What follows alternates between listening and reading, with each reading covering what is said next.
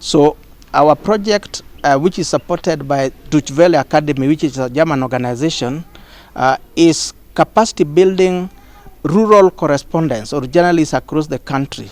And we are going to train about 70 of them who then will be treated as multipliers for this on different platforms and through the legacy media to ensure that we mitigate the effect of disinformation, especially those that affected rural communities, because some of the rural communities had no capacity to determine what was genuine and what was not. So our intervention is based on the fact that KCA has a countrywide network of journalists then that can multiply the information or factual information that can go towards helping the communities to understand what is factual and what is not.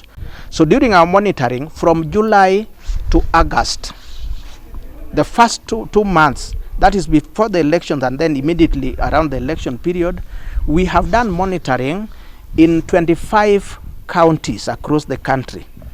And our report, which we have just released, points to the fact that 34 journalists were under attack, were intimidated, were followed up or trolled on social media. And out of 34, 21 of them were male, who faced different attacks. And the attacks were from politicians, from their supporters, from other news sources. And there was also 11 specific cases of female journalists who faced a lot of harassment because of being female. We have made recommendations to the editors and media owners in terms of how they need to take care of journalists, because there are gaps in terms of how they are taking care of the interests of journalists, in terms of delayed salaries, in terms of failure to pay journalists transport allowances and facilitate them in their work. Also failure to respond to their needs as they work in the field. We have also made recommendations to political parties in terms of working together with the media to facilitate journalists' work and ensure that they do not allow their supporters or themselves to attack journalists in the course of duty, because journalism is protected under Article 34 of the Constitution, and journalists should be allowed a good environment to work. Actually, we have actually raised the issue of delayed pay with editors. We have two major media houses that two of them have not paid their journalists since July, and the journalists are going through a lot of difficulty. And that is not the only one. We are just talking about two main ones. Others we have been able to raise. Some of them have been paid. They are briefing us about what efforts. Of course, different media are citing economic difficulties, but that is no excuse to subject journalists to difficulties. So we are actually asking the media houses, both the large and the small houses, because there's a lot of mistreatment of journalists in the smaller media houses. But then we also require information from the journalists in the smaller media houses.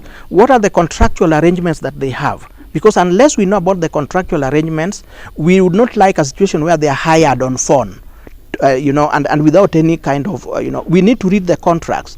So we urge all the journalists to give us information, and actually we give a warning to different small media houses that are exploiting journalists, and some of them are putting journalists on internship for 4 years, 5 years. We are asking journalists not to stick to those media houses because that is exploitation. Ndugu yangu, kwani hizi app za loans natakaje ndio wanipe loan? Sasa nikuulize ndugu yangu, unataka kufanya nini yodo? Nataka ku expand business, nitaweka gari nyingine. Sasa bro, acha nikueleze, kuna app inaitwa VIP. Unaona sasa, ukiwa na hii app, ni app yenye inakusaidia kumanage busy yako. Sasa wewe kama mse wa taxi, ukimanage transactions zako through VIP for the next 3 months, unaweza get access to loan. Alright. Na pia kulingana na design yenye unakopa na unalipa hiyo loan, wanaweza kupatia pia access to a better handsome amount ya loan. Unanipata ndugu yangu? Nakupata. Hiyo kwanza iko verified. Kabisa. Sasa download VIP leo na expand business yako in the next 3 months, au sio? Kabisa bana, hata niweke sahi.